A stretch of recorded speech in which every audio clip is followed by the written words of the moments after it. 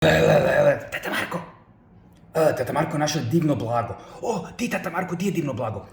Iza tebe, Lele, iza tebe. Okreni se na 3-4 sad i naći ćeš najbolje blago ti je Tata Marko našao. O, super, Tata Marko, jedva se veselim. Ajde, 3-4... Sad okreni se, da vidim, Tata, baš me veseli. O, šta je to?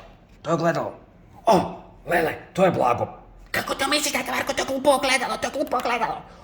Lele, fora je da si pravo blago ti. Pogledaj, vidiš sama sebe.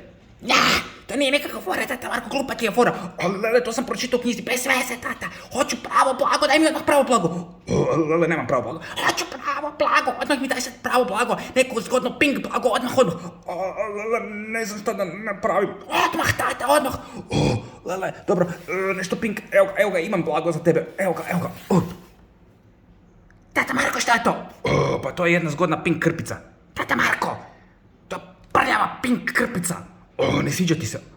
Sviđa mi se, Tata Marko, sviđa mi se, imam ja zapravo i poklon za tebe. Zbilja, Lele, imaš poklon za mene? Da, Tata Marko, imam ja onda poklon za tebe. Zatvori oči. Dobro, i broj do 3.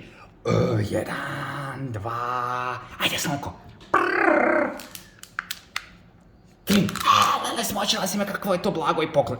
Tata Marko, nije to blago i poklon, ovo je, sad, što ću ti dati sad blago i poklon? Lele, ko je? Ovo je tu, vidi, ima nešto za tebe. Krpicu, hi, da se pobrišeš, to ti je poklon, Tata Marko, hi.